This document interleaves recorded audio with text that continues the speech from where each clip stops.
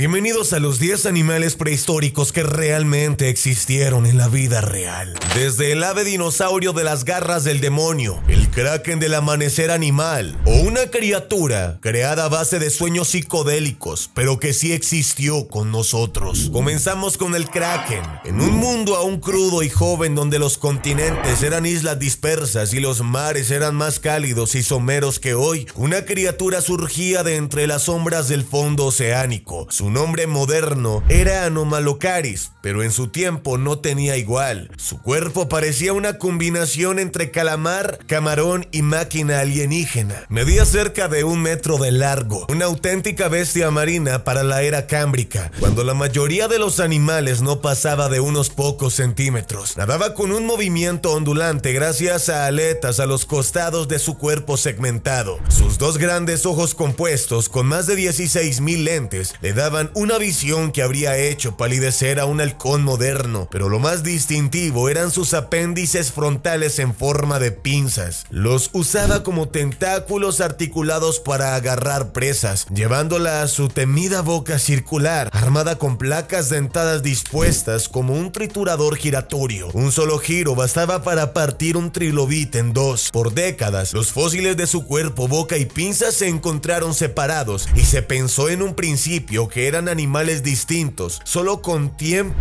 se comprendió que eran partes del mismo ser, y fue el primer superdepredador de la historia del planeta. Un cazador eficiente en una época donde aún no existían peces, reptiles ni insectos, solo invertebrados blandos y él, como sombra asesina del océano. Este es el 100 pies colosal del bosque eterno. En los vastos y húmedos pantanos del período carbonífero hace 300 millones de años, el aire estaba cargado con un 35% de oxígeno. Eso es muchísimo más que hoy. Los árboles eran altos como rascacielos, brotaban de los suelos turbosos y cada rincón vibraba con vida primitiva. Entre la hojarasca y la corteza húmeda, algo gigantesco se arrastraba con calma y sigilo. La Artropleura era el 100 pies más grande que jamás haya existido. Este titán invertebrado alcanzaba los 3 metros de largo, con un cuerpo articulado dividido en decenas de segmentos duros como placas de metal. No tenía mandíbulas aterradoras ni colmillos venenosos. Era herbívoro y se alimentaba de musgo, helechos y materia orgánica podrida. Sin embargo, su sola presencia era imponente, un monstruo acorazado reptando como un tren entre la maleza. A pesar de su apariencia amenazante, no tenía mandíbulas fuertes ni defensa activa. Su mera protección era el blindaje y el tamaño que tenía. Este es el tiburón de la Sierra Circular. En lo más profundo de los mares antiguos, cuando los continentes aún se acomodaban y los primeros vertebrados comenzaban a dominar los océanos, nadaba una criatura que desafiaba toda la lógica anatómica. A simple vista parecía un tiburón primitivo, pero escondía en su mandíbula un secreto digno de una pesadilla biomecánica, una espiral de dientes en forma de sierra circular, como si tuviera una tronzadora enrollada dentro de la boca. Ese tiburón vivió hace 270 millones de años durante el Pérmico. Podía alcanzar 7 metros de largo. Su característica principal era una especie de espiral dentada que crecía en la parte inferior de la mandíbula, enrollándose como un rollo de sierra dentada. Por más de un siglo, los científicos discutieron cómo se usaba. ¿Era fuera de la boca o en el hocico? ¿O estaba dentro del paladar? Finalmente, las tomografías modernas revelaron que estaba dentro de la boca, enrollada en la mandíbula inferior y giraba hacia adentro como una máquina trituradora. Cada nuevo diente empujaba a los viejos hacia el espiral, formando una estructura que se parecía más a una hoja de sierra mecánica que a una mandíbula normal. Es uno de los animales más misteriosos del registro fósil, ya que casi todos los restos conservados son de la espiral dentada, no del cuerpo completo. Este es el Cameroceras, el titán tentacular del Paleozoico. Mucho antes de que existieran los dinosaurios, cuando el mar era dueño absoluto del mundo, nadaba una criatura colosal, temida por todas las formas de vida marina, el Cameroceras. voraz. Este cefalópodo ancestral fue uno de los depredadores más grandes y letales hace 470 millones de años, en un mundo sin vertebrados terrestres, sin árboles y sin aves, pero con tentáculos asesinos bajo el agua. Este monstruo se parecía a un calamar moderno, pero protegido por una gigantesca concha recta en forma de tubo, como una torre sumergida. Algunos fósiles estiman que pudo alcanzar hasta 9 metros, convirtiéndolo en el invertebrado más grande de la época. Su cuerpo blando sobresalía del extremo de la concha, con múltiples tentáculos armados para sujetar, envolver y destrozar a sus presas. Su nombre significa cuerno de cámara, por las múltiples divisiones internas de su concha que usaba para controlar flotabilidad. Era pariente lejano de los calamares y de los pulpos, pero vivía en un cascarón sólido que además de protección le daba control hidrodinámico. Esta es una jirafa cuerno del fin del mundo. Durante la edad de hielo, hace 1 millón de años atrás, caminó por África y el sur de Asia un animal tan extraño que parecía dibujado por un niño con fiebre, con cuerpo de alce y un cuello de jirafa con cara de caballo y 4 cuernos con ramas de árbol. Era Cibaterium giganteum, un pariente extinto de la jirafa moderna, pero muy diferente. Medía más de 3 metros de alto en la cruz y su cuello, aunque más corto que el de las jirafas actuales, era robusto y musculoso. Lo más impresionante era su cráneo. Portaba 2 pares de hociconos, con formas ramificadas y en algunos casos retorcidas, como los de un dios celta. A pesar de su aspecto prehistórico, convivió con humanos arcaicos y es probable que haya sido cazado por nuestros antepasados. Su nombre significa bestia de Shiva, en honor al dios hindú de la destrucción, por su aspecto casi que mitológico. Su tamaño lo hacía comparable a un alce mouse, pero con una masa aún mayor y una mandíbula más adaptada a hojas duras y ramas espinosas. Te presento el vampiro alado del Jurásico. En los cielos húmedos del noroeste de la China, hace 160 millones de años, volaba una criatura del tamaño de una paloma, pero con una apariencia más digna de una película de horror gótico. Se trataba del Geolopterus ningensis, un pequeño pterosaurio cubierto de una especie de pelusa oscura, con grandes ojos, patas prensiles y dientes afilados como alfileres. Por años fue un fósil olvidado hasta que estudios recientes sugirieron algo inquietante. Era hematófago. Sí,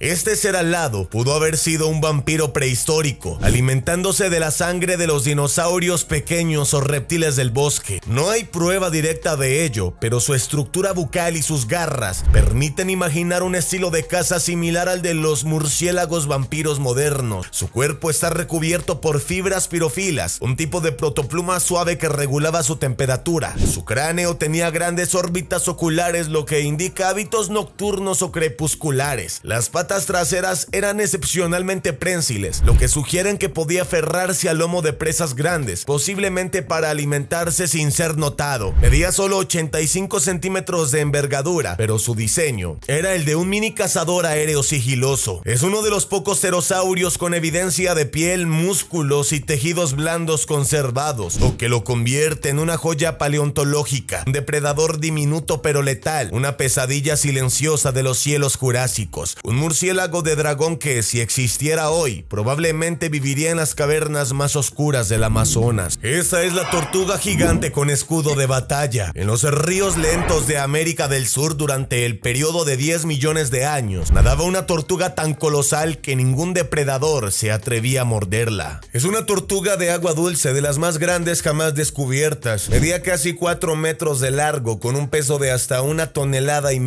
lo que la hacía tan grande como un auto compacto. Su caparazón no era solo un escudo pasivo. En los machos tenía proyecciones frontales parecidas a cuernos que usaba probablemente para chocar entre sí durante combates rituales, al estilo de los carneros o rinocerontes. Vivía en un sistema fluvial enorme que se extendía por lo que hoy se llama Venezuela, Brasil y Colombia. Su dieta se basaba en solo plantas, pero su tamaño le permitía alimentarse también de frutas flotantes, algas e incluso carroña, sin que nadie nadie la molestara. Su caparazón tenía más de 3.3 metros de largo y estaba diseñado no solo para protección, sino también para flotabilidad y resistencia al aplastamiento. Este es el anfibio con cabeza de boomerang, el Diplocaulus. En los ríos y lagunas del periodo pérmico vivía una criatura anfibia del tamaño de un gato doméstico, pero con una de las anatomías más desconcertantes jamás registradas. Se trata de un temnospóndilo, con una cabeza en forma de boomerang perfectamente simétrica. Nadie está completamente seguro de por qué se desarrolló ese cráneo tan inusual, pero las hipótesis son tan fascinantes como su silueta. Podía servirle para nadar con mayor estabilidad, para desviar corrientes de agua o quizá como defensa contra depredadores que no podían tragarlo fácilmente por lo ancho de su cráneo. Ese cráneo tenía proyecciones óseas laterales que se extendían como alas planas y hacían parecer su cabeza una aeronave de ciencia ficción. Medía hasta 100 centímetros y su cuerpo era alargado con patas cortas como una salamandra robusta. Se han encontrado fósiles perfectamente conservados en Texas y en los Estados Unidos, donde se cree que vivía en lagos de agua dulce poco profundos. Podía moverse tanto por tierra como por agua, aunque era claramente más hábil en ambientes acuáticos. Este es el toro carnívoro con brazos ridículos, el Carnotaurus.